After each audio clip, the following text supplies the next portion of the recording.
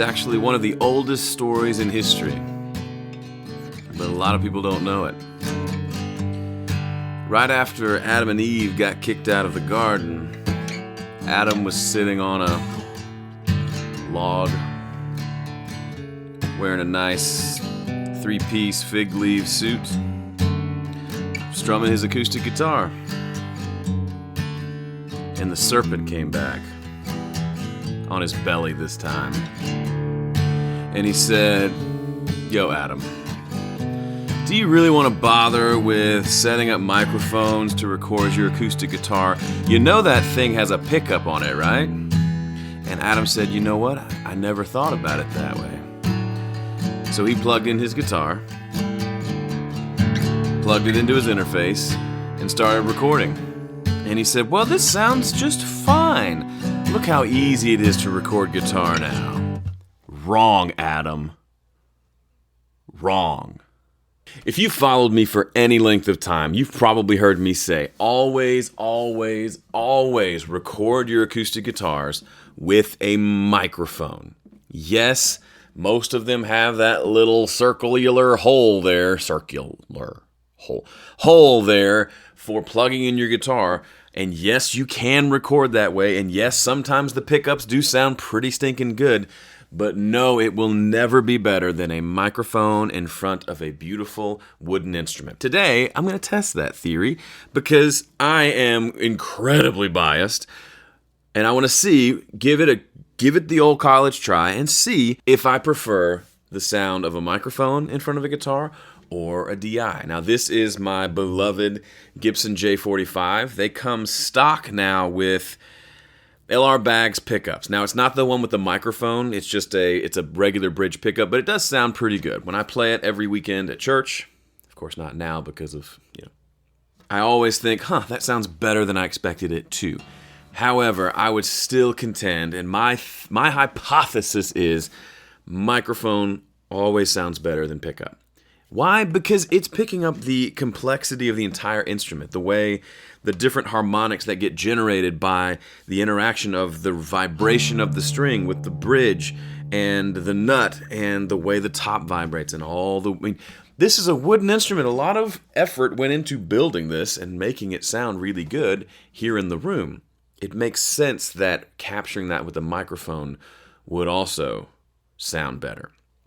Otherwise, we're really just getting, there's usually a pickup here under the bridge, and we're usually getting just the sound of that string getting picked up here. I mean, yes, the guitar plays into it, obviously, but it's a lot more about the actual magnetic vibration happening, getting transmitted to that little cable port circular, versus capturing the guitar in all its complexity. So, if you're looking for a completely scientific, non-biased approach, you're not going to get that here. But let's record a guitar. I'm going to play a guitar, both recording it from the microphone and also from the pickup, and then let's listen and hear for ourselves. And hopefully we can learn something. For our microphone today, I'm using the Roswell Mini K47, which I've been using for years. It's all over my vocals on anything I've produced in a long time. It's also the mic you hear in the audio for these videos and my podcast. Great sounding microphone. Last I checked, it sells for about $300. This will be plugged into one of the stock X-Max preamps on my Studio Live mixer. For the DI signal, I'll be using a monster cable. See, I'm not going to sabotage the DI track.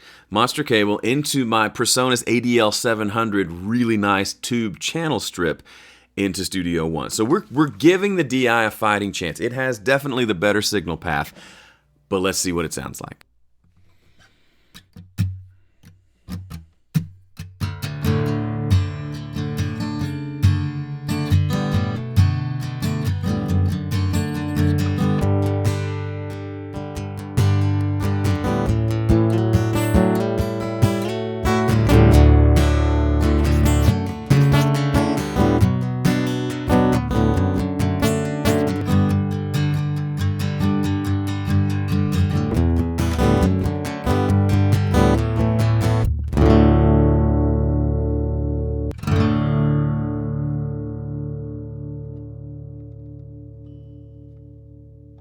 So what you just heard is the raw recording. I did put a limiter at the end just to get the volume up a little bit, but the limiter's not really doing anything other than increasing the volume.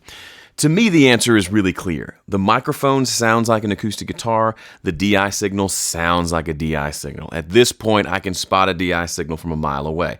Now, it's a necessary evil. For doing live performances, live shows, yeah, it makes more sense to have a DI than a microphone and feedback for days. But when you're in a studio environment, I can't think of a situation where going with only a DI signal makes more sense than taking the time to set up the microphone. Now, even this setup, microphone's a little bit boomy, maybe back it away, or I would probably roll off a little bit of that low end with a high-pass filter, but I would still 100% take a microphone guitar, even with all the problems that entails, like room noise and the fact that I can hear my kids in the other room through the microphone and the click can bleed into it.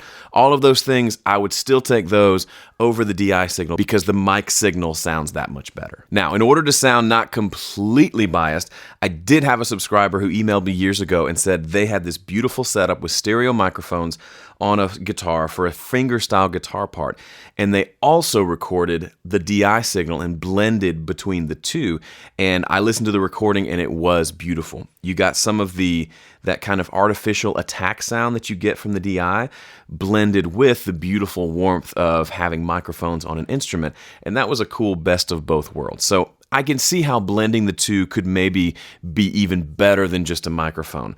But if you find yourself just recording the DI guitar, I would encourage you to do this experiment. If you've got a microphone, you can do it. Plug your guitar in one channel, plug the mic in another channel, record one performance, and just flip back and forth and be honest with yourself. I think what you'll find is even a not perfect microphone recording is better than the DI recording. Thanks so much for watching. If you like what you see here and you want to make more music with me, I'd love to invite you to become a VIP member. You can check it out at homestudiocorner.com/VIP. It's really fun. Go check it out there. Thanks for watching. See you in the next one.